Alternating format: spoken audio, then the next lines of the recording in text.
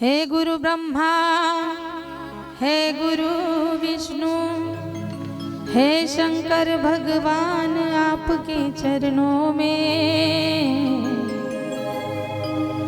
हे गुरुदेव प्रणाम आपके चरणों में। हे गुरुदेव प्रणाम आपके चरणों में।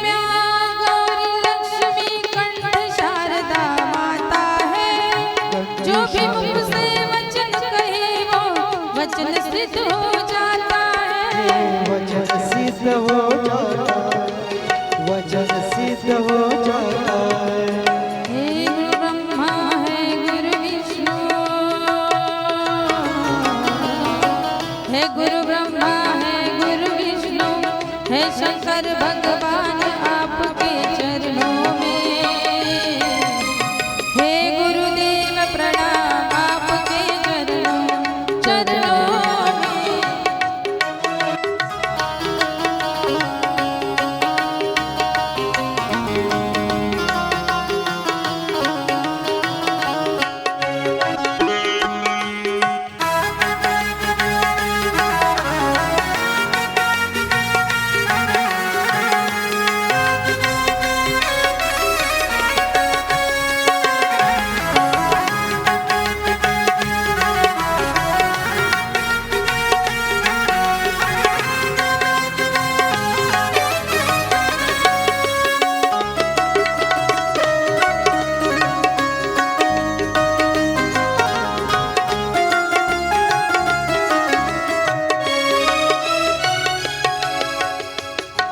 ज्यांनी सद्गुरूची शरणागती पत्करलेली असते त्यांना फार मोठा आधार आहे त्याचा।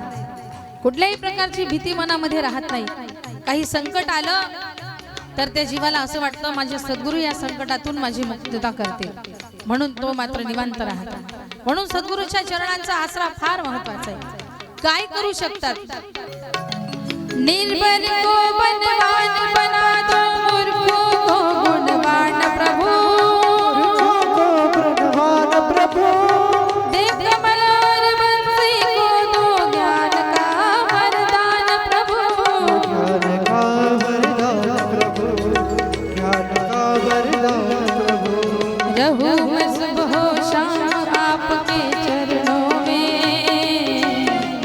रहूं मैं सुबह शाम आपके चरणों में।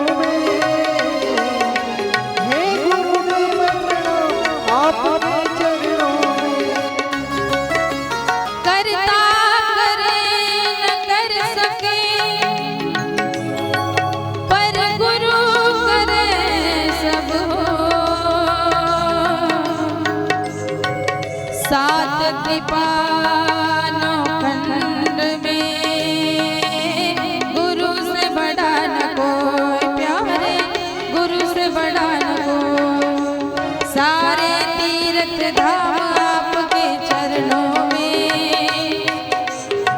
सारे तीर्थ धाम आपके चरणों में। हे गुरुदेव प्रणाम आपके चरणों में। सारे तीर्थ धाम आपके चरणों में।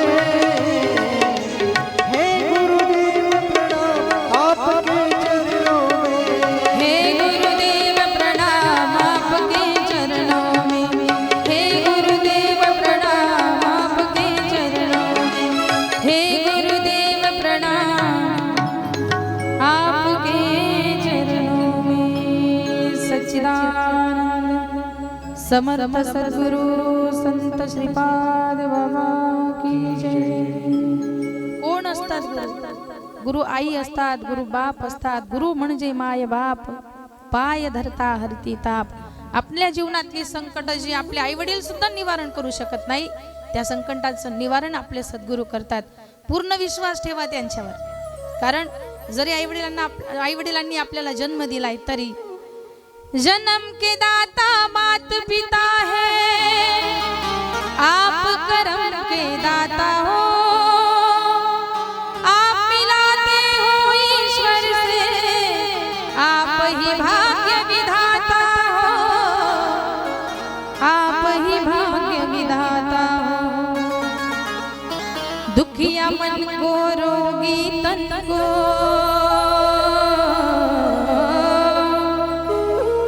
दुखिया मन को रोगी तन को मिलता है आराम आपके चरणों में। हे गुरुदेव प्रणाम आपके चरणों।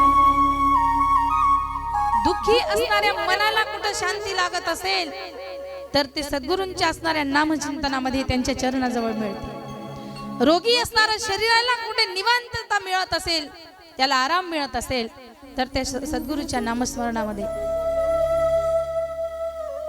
तुमचं मन विचलित झालं असेल, मन लागत नसेल, असं सुन सुन वाटतं, एखादा दिवस असा बोर बोर वाटतो, आणि अशा वेळेला जर तुम्ही सद्गुरूचे दास असाल आणि जर त्याच्या विषयीचे असणारे कार्य, त्यानं दिलेला जो बोध असेल त्याचं चिंतन करत बसलात तर तुमच्या मनाची विचलितता निघून जाते. तुमच्या मनाला जी काही काळजी लागलेली असेल ती जणू काही मिटल्यासारखी होऊन जाते. म्हणून अनन्य साधारण महत्व या जगामध्ये. जेव्हा आपण सद्गुरूच्या शरणागतीत जातो तेव्हा आणि त्याच्या अगोदरची असणारी जी परिस्थिती असते, या दोन्ही परिस्थितींचा विचार केला तर आपल्या लक्षात येईल याच्या अगोदरचं आपलं जीवन कसं होतं आणि जेव्हापासून आपण इथं जॉईंट झालो, जेव्हापासून आपण सद्गुरू चरणाचे लीन होऊ लागलो, नामचिंतन करू लागलो, तेव्हाच असणारं जीवन फार मोठा फरक असतो. बघा, जोपर्यंत सद्गुरूचा आसरा नाही तोपर्यंत गुरांसारखं आपलं जीवन असतं. पण ज्या दिवशी तुम्ही खऱ्या अर्थानं त्यांच्या असणाऱ्या बोधावर आरूढ होता त्या दिवसापासून मात्र खऱ्या अर्थानं आपण जीवन जगायला सुरुवात करतो. म्हणून फार महत्वाचं आहे, एखाद्या साधूची मध्यस्थी महत्वाची, साधूची संगती महत्वाची आहे आणि सद्गुरू चरणाचा आश्रय महत्वाचा आहे. दृढ विश्वास ठेवा. तुमच्या स्वतःवर जेवढा विश्वास नसेल तुमचा, एवढा विश्वास तुमच्या सद्गुरूवर ठेवा. जेव्हा तुम्ही तो विश्वास ठेवताना तेव्हा अलौकिक अशा पदार्थांची प्राप्ती तुम्हाला होतेच. जीवन आनंदमयी तर होतच, पण भगवंताची भेटही होते, भगवंताची प्राप्ती होते. कारण महाराज सांगतात, विश्वास ठेव गुरु पायी, मग देव दिसे तव देवी. विश्वास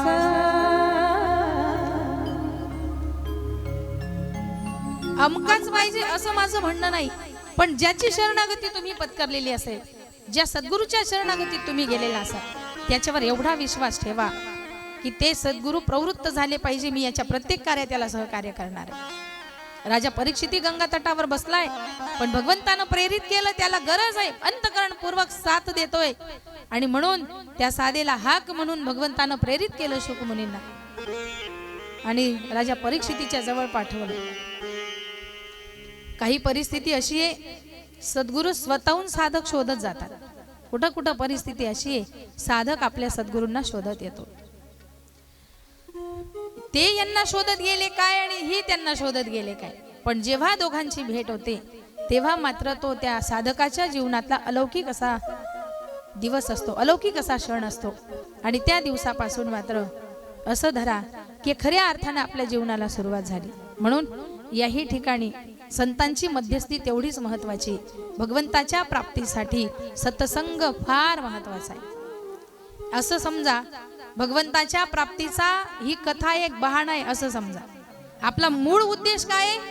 भगवत प्राप्तीचा मूळ उद्देश आहे, पण हे सगळं तेवढ्यासाठीच करावं लागतं की श्याम तुझे मिलने का सत्संग एक बहाना है. कुणी नाव ठेवू द्या, कुणी निंदा अथवा वंदा, आमचा स्वहिताचा धंदा. दुनिया वाले क्या जाने, दुनिया वाले क्या जाने, दुनिया वाले क्या जाने, मेरा रिश्ता पुराना है, शाम तुझे मिलने का सत्संग एक बहाना. त्याच्या भेटी करता महत्वाचं असणारं साधन काय आहे? सत्संग हा बहाणा आहे.